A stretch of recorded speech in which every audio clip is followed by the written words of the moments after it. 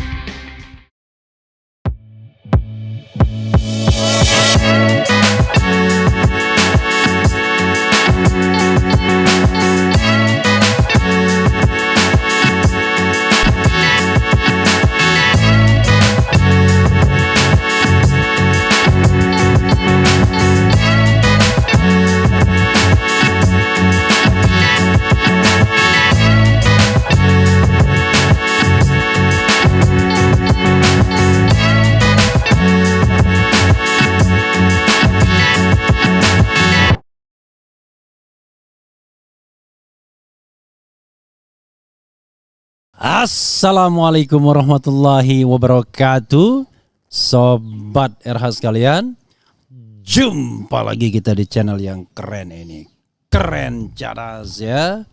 Sobat semuanya, kita lanjutkan pembicaraan kita ya.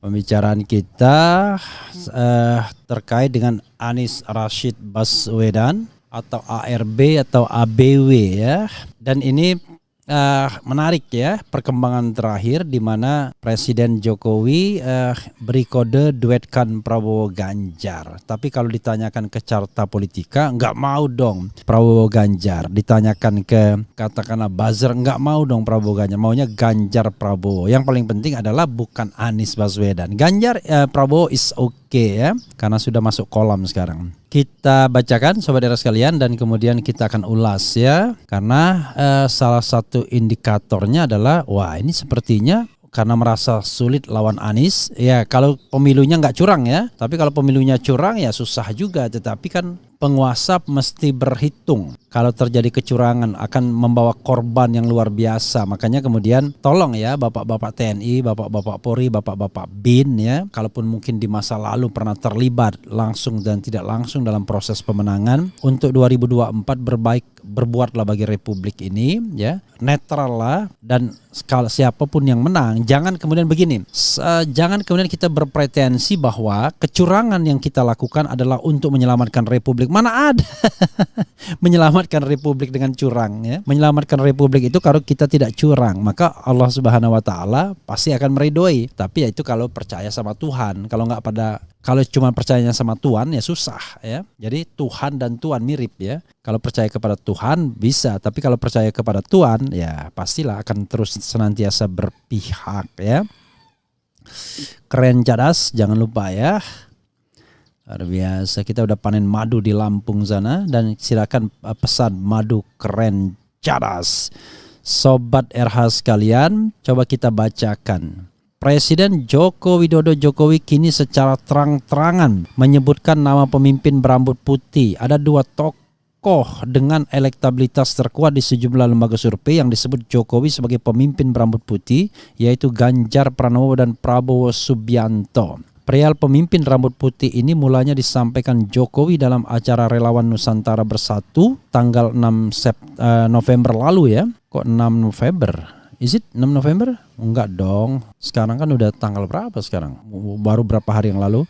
Senayan. Jokowi saat itu mengatakan calon pemimpin dengan rambut putih adalah sosok yang benar-benar memikirkan rakyat. Berbeda dengan tokoh dengan wajah mengkilap dan tanpa kerutan. Jadi baru hari Sabtu yang lalu kok dia bilang ya.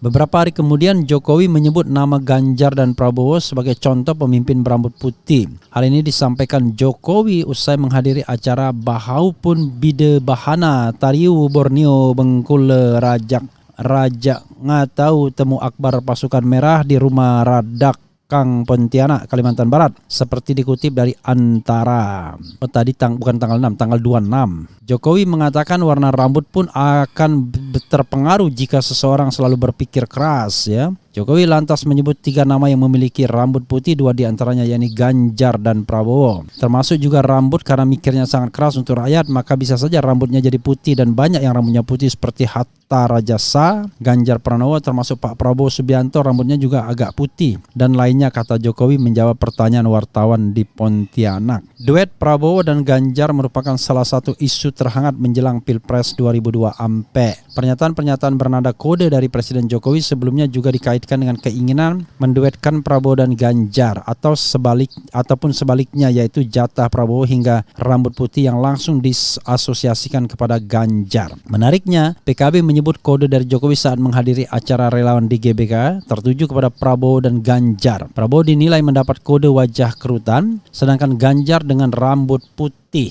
Waduh, saya bingung membaca kodenya. Pak Ganjar berambut putih tapi tidak berkerut. Pak Prabowo berkerut tapi rambutnya tidak putih. Ada sih yang berambut putih dan berkerut tapi saya tidak berani sebut namanya, kata Waketum PKB Jazilul Fawaid kepada wartawan. Jazilul menilai Jokowi bikin teka-teki yang membuat penasaran, tapi kata dia Jokowi ingin pelanjutnya itu sosok pekerja keras yang dilambangkan dengan uban dan kerutan di wajah. Pada saatnya nanti akan terungkap siapa calon presiden yang dimaksudkan itu. Sabar ojo ke susu, ujarnya. Inilah susahnya ya. Ngapain pemimpin aja pakai kode-kodean dari presiden? Akankah duet Ganjar dan Prabowo bakal terwujud? Sejauh ini PDIP sebagai partai yang menaungi Ganjar belum memutuskan sikap soal Pilpres 2024 dan menegaskan seluruh keputusan ada di tangan Megawati Soekarno Putri sebagai ketua umum. Analisis duet Prabowo Ganjar, analisis Indostrategi Arif Nurul Imam menyebut dukungan Jokowi pada Pilpres 2024 mengarah kepada Prabowo dan Ganjar. Menurut Arif, dukungan diberikan lantaran Prabowo dan Ganjar dianggap loyal dan komitmen pada program Jokowi. Dukungan Jokowi pada Pilpres ke depan setidaknya mengarah 2 tokoh yakni Ganjar Pranowo dan Prabowo Subianto yang disingkat WOWO nanti.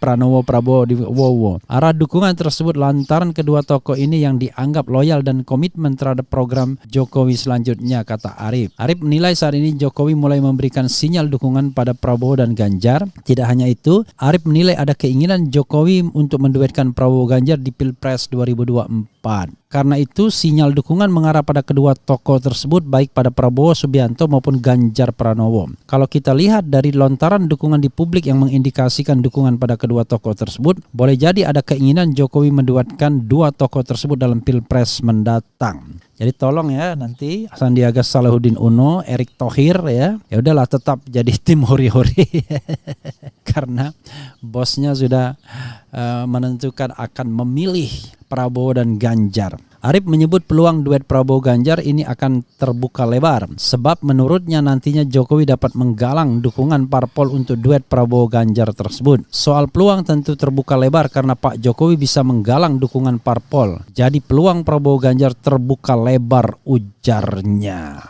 Ya, sobat daerah sekalian, itu tadi ya. Itulah tidak menariknya politik Indonesia. Kenapa? Karena sobat semuanya ya, kita kemudian dihalangi dengan presidensial threshold untuk menghadirkan banyak pemimpin. Padahal kita tahu bahwa yang namanya yang kita pahami adalah ya kalau kita misalnya bicara mengenai calon pemimpin, ya Ganjar layak menjadi calon presiden. Prabowo layak menjadi calon presiden ya. Bahkan to some extent menurut SMRC paling tidak dan Carta Politika ya, itu Ganjar selalu terdepan nomor 1. Lah kok Jokowi ingin menjadikan dia menjadi nomor 2 Prabowo Ganjar. Tapi Prabowo mau menjadi nomor 2, Allahu Akbar, sama Megawati aja ngotot-ngototan, apalagi sama orang anak muda seperti Ganjar yang bagi Prabowo pasti anak kemarin sore gitu. Kira-kira begitu ya. Karena secara Prabowo Subianto yang kelahiran 51 tahun ini usianya sudah 71 tahun. Ganjar Pranowo yang kelahiran tahun 68 usianya dalam tanda kutip baru 54 tahun. Jadi ada jarak kira-kira 17 tahun ya antara Prabowo dan Ganjar Pranowo. Walaupun dalam pasangan-pasangan yang lalu wakil presiden selalu lebih senior dibandingkan presiden ya. Pada periode pertama SBY JK, senior JK, SBY Budiono, senior Budiono, kemudian Jokowi JK, senior JK, dan kemudian Jokowi Ma'ruf Amin apalagi ya. Oke. Tetapi sekali lagi ya ada 2 kemungkinan. Ya, kemungkinan pertama adalah memang dari awal Presiden Jokowi bingung dia mau mengendorse siapa ya. Oligarki di belakang layar saya meyakini akan ke Ganjar. Tetapi Ganjar bukanlah sosok yang kuat untuk melindungi Presiden Jokowi seandainya step down, seandainya nanti berakhir masa jabatannya dan ada gugatan-gugatan dari masyarakat ya mengenai keterlibatannya misalnya di KM 50 dan lain sebagainya. Termasuk juga soal kelanjutan proyek-proyek. Tapi kalau Prabowo adalah sosok yang kuat, yang bisa mengendalikan dan punya wibawa, punya jaringan termasuk di TNI dan Polri. Jadi ini soal yang barangkali dihitung oleh Presiden Jokowi. Karena itu dia pengen dua-duanya. Dua-duanya hadir dan dua-duanya menjadi backup dia. Itu satu skenario. Tapi tentu tidak mudah. Prabowo pasti ingin jadi nomor 1. PDIP dapat apa dia dengan mengajukan Ganjar Pranowo? Kenapa enggak PDIP misalnya mengajukan kalau begitu Puan saja dong, Prabowo Puan. Tapi kalau Prabowo Puan lagi-lagi orang mengatakan waduh capacity to win-nya kecil nantinya. Karena itu barangkali ini ideal bagi Jokowi adalah mengajukan Prabowo dan Ganjar bagi pribadi dia. Tapi bagi kolega dia belum tentu. Prabowo barangkali dianggap sosok yang terlalu independen dan barangkali akan susah dikendalikan oleh oligarki. Secara dia sendiri sebenarnya oligarki juga. Dia memiliki kekuatan politik, ketua umum partai politik, dia juga pebisnis, orang yang punya harta yang triliunan juga. Jadi dia memiliki kekuatan. Dia punya kekuatan yang jauh lebih powerful dibandingkan Ganjar dan Anies. Karena Anies tidak punya partai, tidak punya uang yang cukup juga. Hanya punya popularitas. Jadi sobat sekalian jauh lebih powerful Prabowo Subianto. Nah, karena itu nanti negosiasinya alot dengan PDIP, bukan dengan Ganjarnya ya. Ganjar akan menjadi sosok yang akan dipaksa saja. You mau nurut apa enggak kira-kira begitu ya. Tapi akan dengan Teguh Umarnya yang akan susah. Termasuk juga dengan pendukung pemerintahan Presiden Jokowi. Let's say misalnya apakah Prabowo cocok dengan Luhut Binsar Panjaitan misalnya. Dan jangan lupa Muldoko juga kemudian deklarasi calon presiden. Apakah deklarasi Muldoko itu sesuatu yang tidak sepengetahuan presiden? Apakah sengaja untuk meramaikan pasar terlebih dahulu, testing the water, dan akhirnya barangkali nanti akan dicari mana yang paling ideal bagi istana. Oke, itu satu sisi ya. Jadi istana masih testing the water. Walaupun surveyor meyakini kalau Prabowo disatukan dengan Ganjar maka selesailah pertandingan.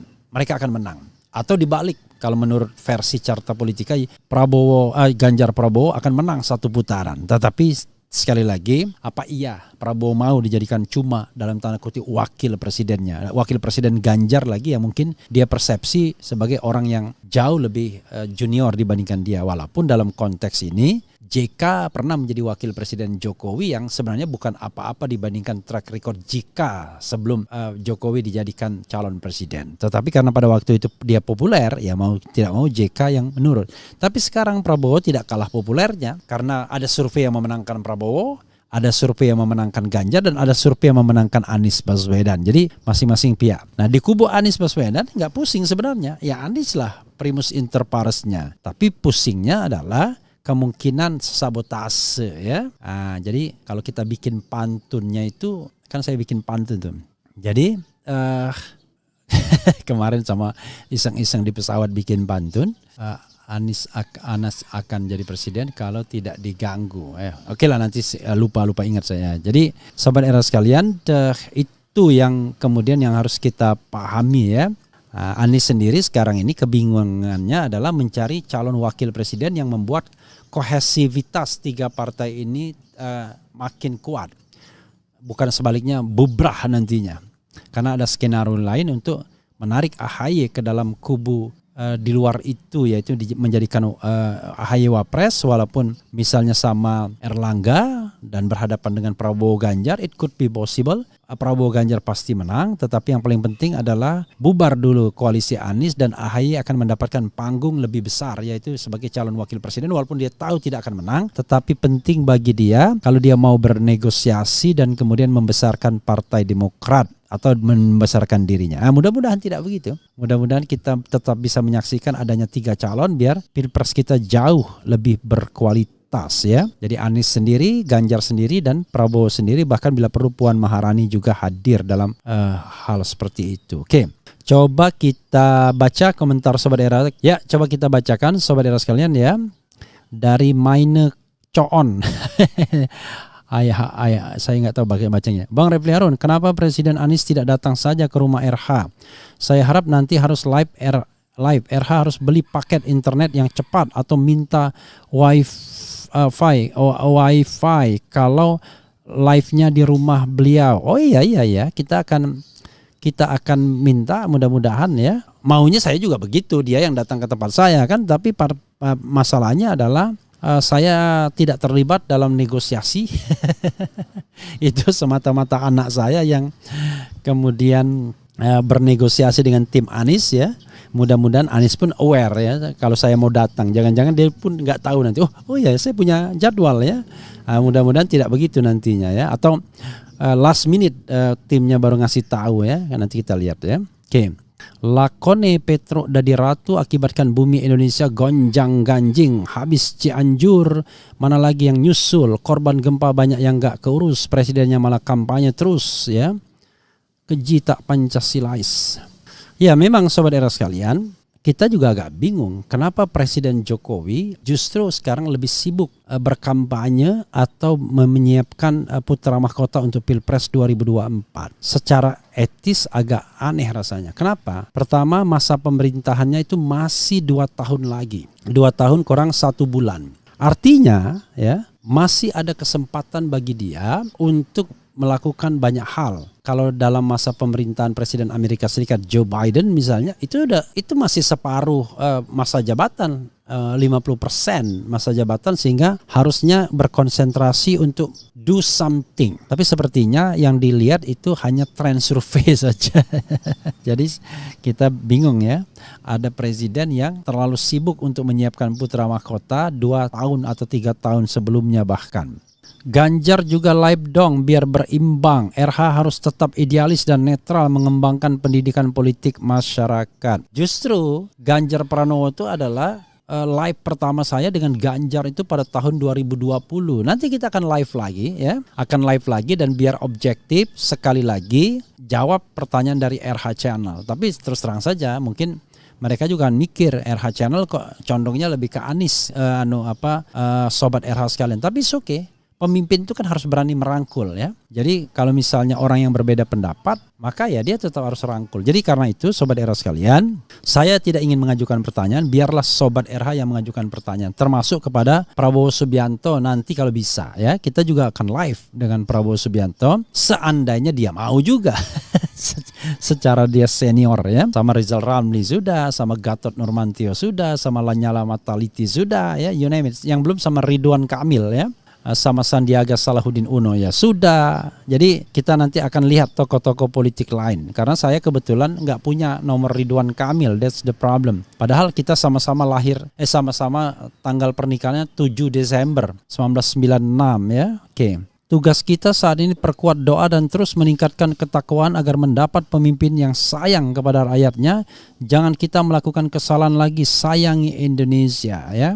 Ya sebenarnya one thing for sure, pemilunya harus jurdil. Karena kalau ditanyakan ke Pak Prabowo Subianto, dia yakin dia yang menang. Keyakinan itu rasanya tidak berubah sampai sekarang. Tetapi pertanyaannya kan tidak ada KPU yang memenangkan dia. Yang ada adalah KPU memenangkan Joko Widodo berpasangan dengan Ma'ruf Amin ya, atau sebelumnya Jokowi dan JK. Mau duet cuma Ganjar Prabowo, mau Ganjar sampai wapresnya dijamak, Prabowo, Erlangga, Puan, Erik, AHY, bahkan Jokowi sekalian, milenial nggak ngaruh, Anies harga mati for President 2024 ya. Ini kata Miss Virgin. Kita tidak tahu milenial yang lain ya. Jangan apa istilahnya, jangan seolah-olah mewakili orang lain, padahal kita tidak pernah melakukan survei dan kita bukan pemimpin organisasi. Tapi it's okay ya, optimisme perlu ya, optimistis itu harus. Tapi yang jelas sebenarnya saya selalu berpikir pemilunya must be jurdil, jujur dan adil, itu yang paling penting ya, paling penting begitu. Ya saudara sekalian, itu saja ya. Assalamualaikum warahmatullahi wabarakatuh. Sobat RH sekalian, jumpa lagi kita di channel yang keren ini, Keren Cadas ya. Sobat semuanya, ini kita bicara soal perkembangan terakhir ya. Kalau survei ya pegang aja lah, anggap saja Ganjar, Anies, Prabowo, Anies, Prabowo, Ganjar, Anies, Prabowo, Ganjar, Ganjar, Anies, Prabowo, bolak-balik itu aja ya. Karena kebetulan memang gara-gara presidensial threshold sosok lain tidak bisa hadir gitu, kira-kira begitu ya. Jadi Sobat Era sekalian, kita akan bahas mengenai pendapat Panggi Sarwi Caniago yang menarik ya. Panggi Sarwi Caniago, pemilih rasional cenderung pilih Anies Baswedan. Why? Tentunya ya. Oke, bahwa kita baca dan kita hayati, kita ulas ya. Oke, Sobat Era sekalian, sebagaimana dilansir oleh Republik Merdeka. Republik Merdeka, mantan Gubernur DKI Jakarta Anies Baswedan menjadi pilihan para pemilih rasional ya, rational voters. Temuan itu terpotret dari hasil survei terbaru Foxpol Center Research and Consulting yang dilakukan pada November 2022. Founder sekaligus Direktur Eksekutif Foxpol Center Research and Consulting, Panggi Sarwi Caniago mengatakan data yang didapatkan menunjukkan adanya perbedaan mencolok karakter pemilih antara Anies Baswedan, Ganjar Pranowo, dan Prabowo Subianto. Panggi mengurai pemilih Anies memilih berdasarkan alasan rasional dengan melihat prestasi dan kinerja. Sedangkan Ganjar dipilih berdasarkan alasan sosiologis di mana sosok pemimpin yang dekat dengan rakyat menjadi pertimbangan utama. Sementara Prabowo dipilih karena faktor psikologis di mana sikap tegas pemimpin menjadi pertimbangan utama. Dalam temuan survei ini ketika kita tanya ke responden apa alasan ibu bapak saudara memilih calon presiden, sebesar 21,2% menjawab Anies Rashid Baswedan adalah gubernur berprestasi, kata Panggi dalam keterangannya. Yang menurut cebonger itu tidak ada prestasinya ya. Dalam model pertanyaan yang sama, kata Panggi tercatat sebesar 42,0% menjawab Ganjar Pranowo dekat dengan rakyat, sementara Prabowo Subianto sebesar 35,4% dipilih karena dianggap pemimpin yang tegas.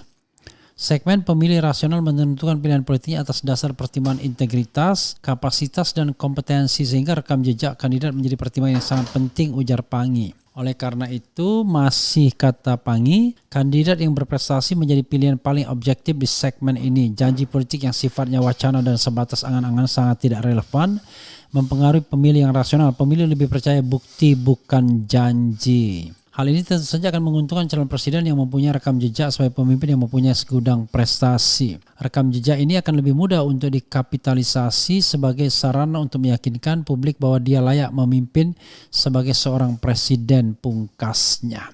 Jadi, sobat era sekalian, itu tadi ya, Vox Populi Center ya, Vox Populi Center yang melihat dari soal ini ya, soal yang terkait tentunya dengan survei yang dia lakukan bahwa kalau pemilih rasional pilihnya Anies Baswedan, kira-kira begitu ya. Jadi sobat era sekalian, kita lihat lebih lanjut ya. Dan kalau seandainya memang pemilihnya itu terdidik ya, makanya perlu yang namanya voter education. Memang mereka akan memilih pemimpin yang kira-kira bisa menunaikan janji kepada pemilihnya, achievement, prestasi ya. Dan biasanya mereka akan melihat parameter yang betul-betul objektif. Nah, dalam konteks ini sobat era sekalian, kalau kita bandingkan ya, kadang-kadang orang mikir lucu. Membandingkan Jokowi yang Presiden Republik Indonesia 2 periode dengan Anies Baswedan. Ya enggak bisa dibandingkan, ojo dibanding karena ya tentu saja beda lah ya kan. Satu presiden 2 periode dan satunya gubernur. Ruang lingkup kerjanya beda, anggarannya beda ya. Rentang kendalinya beda. Jadi bandingkannya dengan siapa? Ya bandingkan dengan calon, dengan Prabowo ya kan. Anies, Ganjar. Nah dari situ kita objektif. Kalau kita bicara tentang memimpin suatu daerah, apakah Ganjar berhasil di Jawa Tengah? Kalau berhasil, indikator keberhasilannya apa? Biar objektif, jangan penampilannya doang ya, merakyat dan lain sebagainya. Kan kita juga bingung kalau nggak ada achievementnya. Anies apa achievementnya dan Prabowo apa achievementnya sebagai Menteri Pertahanan. Nah dari sana kira-kira bisa nggak dibandingkan siapa yang paling berprestasi ketika memegang jabatan. Apakah Ganjar yang sudah menjabat selama kurang lebih 9 tahun ya? Apakah Anies yang menjabat 5 tahun paripurna? Apakah Prabowo yang menjabat selama lebih dari 3 tahun?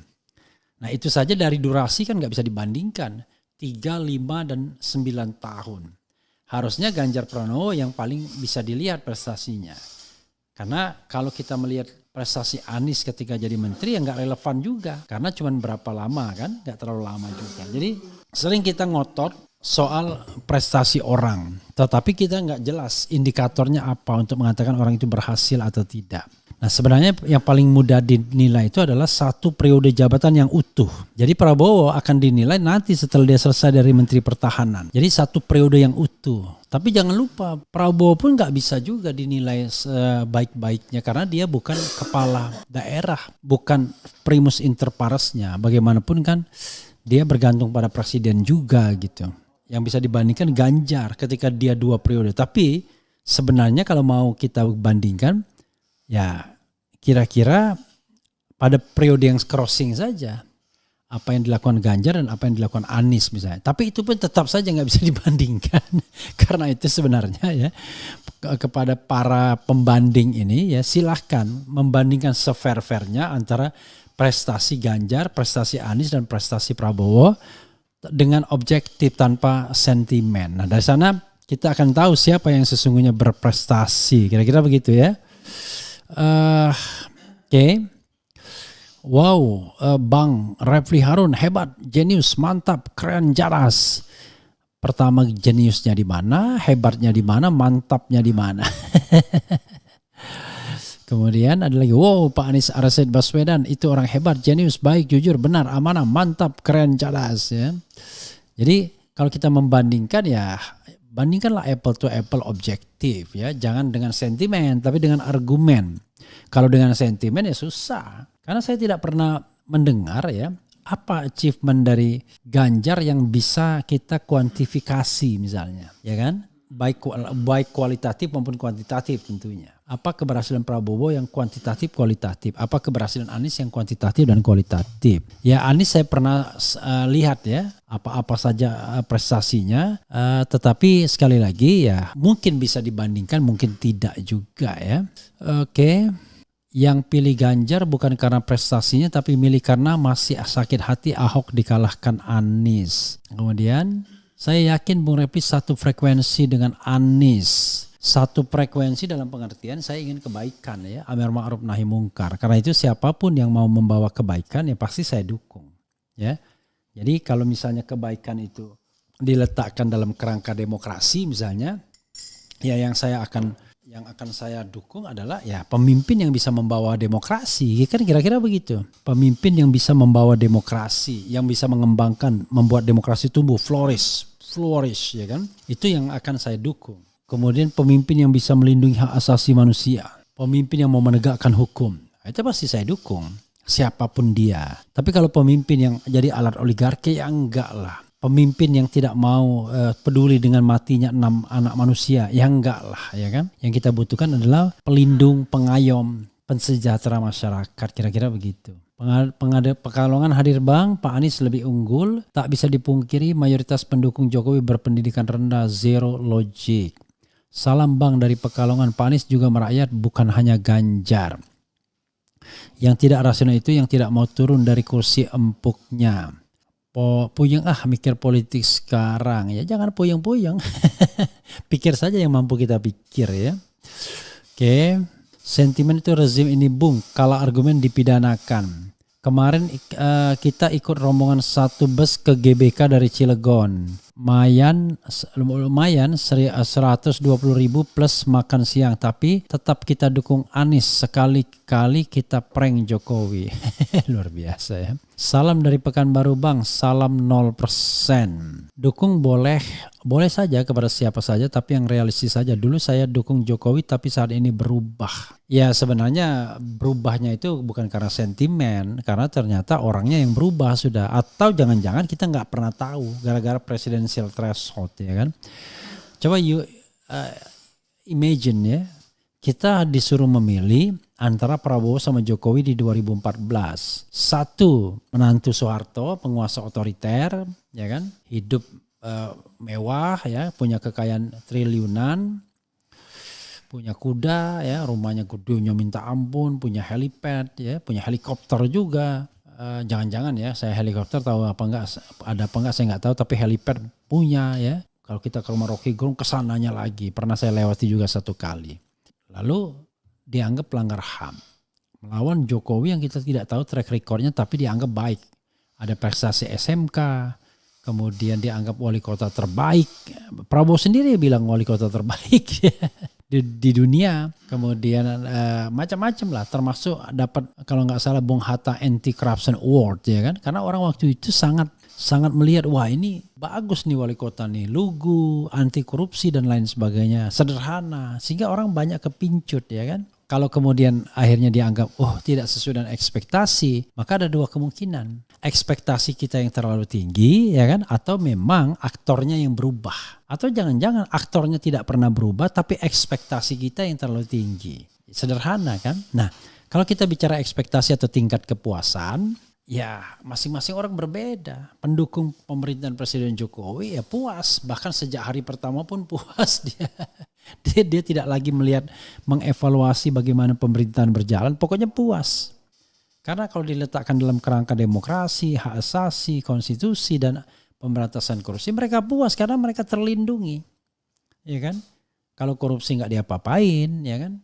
Kalau mengkritik pemerintah, mengembat orang yang mengkritik pemerintahan nggak diapa-apain, tapi sebaliknya terjadi pada perlakuan berbeda kepada mereka yang mengkritik. Nah, jadi sehingga ya wajar saja kalau tidak puas karena kita menginginkan kebaikan bersama. Jadi frekuensi itu adalah kebaikan bersama. Jadi kalaupun Anies menang, ya saya nggak mau pendukung Anies saja yang kemudian bisa menikmati demokrasi, menikmati perlindungan hak asasi, menikmati menghargai konstitusi dan juga melakukan diberantas korupsinya.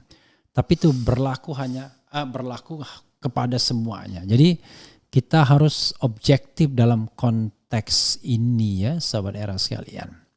Karena itu didiklah pemilih agar menjadi pemilih yang rasional, sehingga ketika dia memilih dia akan betul-betul menimbang calon mana yang akan membawa mudarat, kebaikan, kemanfaatan bagi bangsa ini, bukan memecah belah, memprovokasi untuk menjadi presiden yang sebelah.